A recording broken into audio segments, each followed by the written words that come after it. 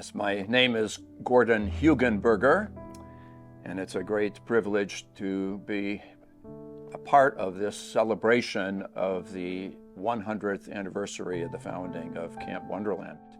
I have been blessed to be the pastor of a remarkable church, Park Street Church in downtown Boston.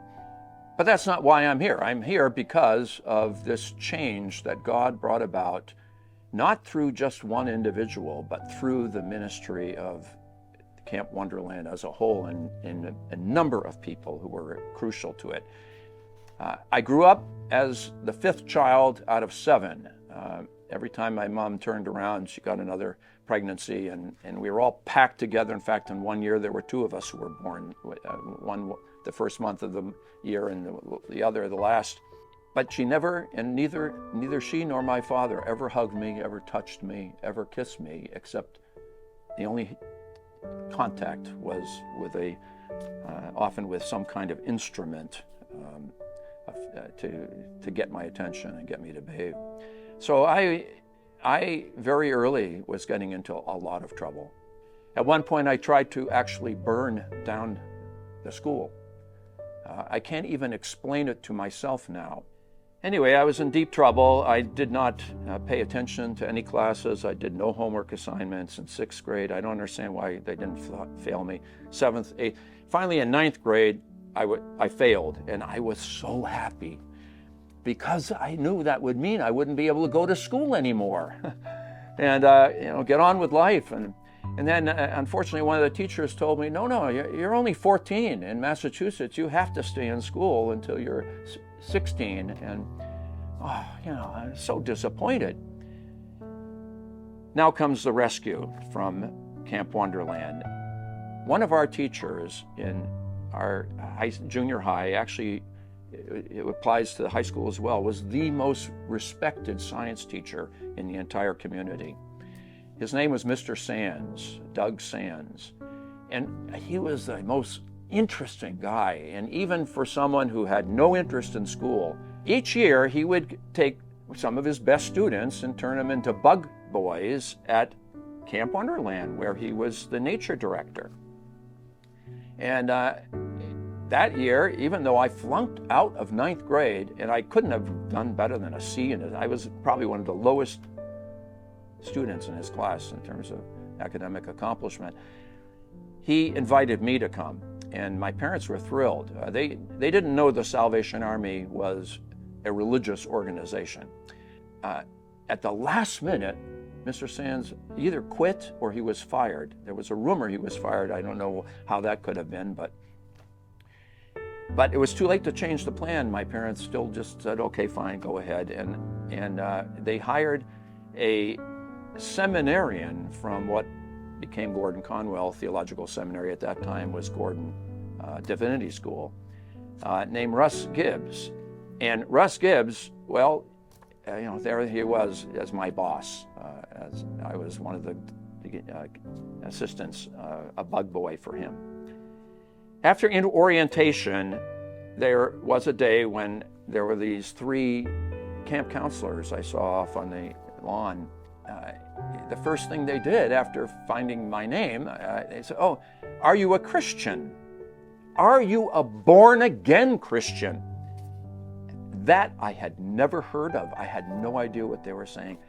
And I just blurted out. I couldn't think of an answer. What is a born-again Christian?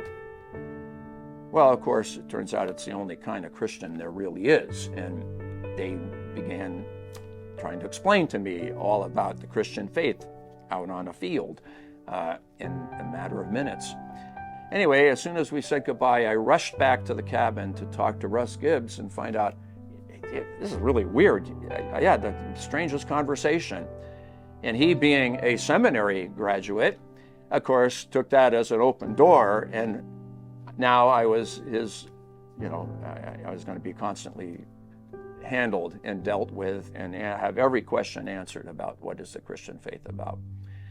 And it was wonderful having this older man, paying a lot of attention to me with a father, as I say, who was mostly absentee. And the real turning point was one day he told me about, how Adam was created by God without biological parents. And then he said, but the second Adam is Jesus, and he had one biological parent, Mary. But Jesus is coming again. And so I thought, oh, okay, maybe he'll come with two biological parents. Hey, maybe I'm Jesus. And I just blurted that out. I thought we were having a conversation about, I don't know, philosophy or whatever. And Russ Gibbs started to cry, and I had never seen a man or a woman, an adult, crying. I didn't realize this is real. And that's what he was reacting to. And that just really struck me. And God used that to make me realize this is real. We're not just shooting the breeze. That there really is a Jesus, and I am not he. I'm the very opposite.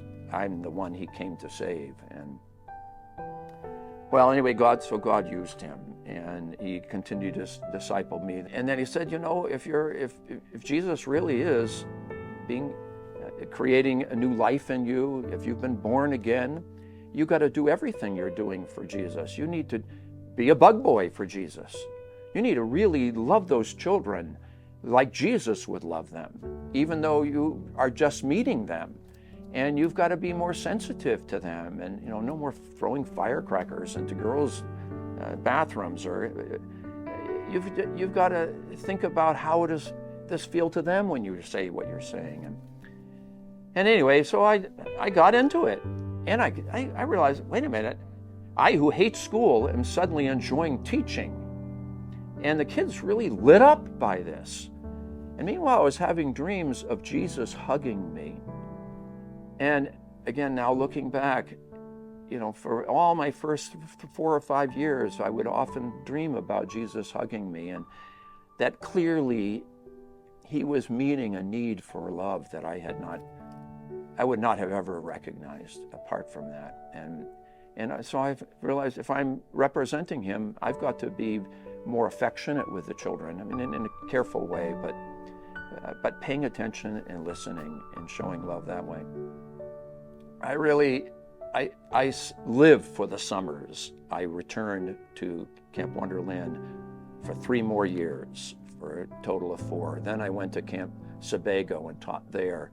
And eventually I decided I wanted to go to the same college that Bill and Marty Francis went to, which is Houghton up in upper state New York. My parents refused to pay for it, but they said if you apply to 4 colleges and don't get into any of them, then you can go to Houghton. So I asked my teacher advisor, which is the 4 hardest colleges in the country to get into. Harvard, Yale, Columbia, and Princeton were the 4 at the time. And I did all my interviews as an opportunity to evangelize the interviewer. I just, I'm trying to make sure I don't get into this place. And in the amusing humor of God, I got into all 4 places. This boy who tried to burn down his school, hated education, totally turned around, but doing my studies because Russ Gibbs and Bill and Marty told me, when you go to school, you've got to study for the Lord.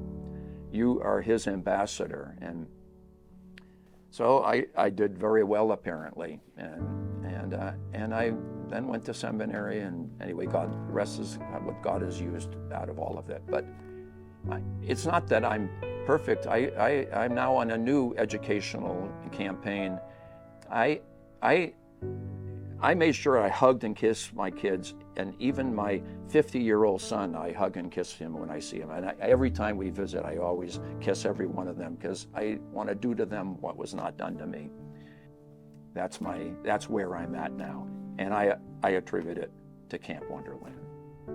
God using that wonderful community of believers in my life.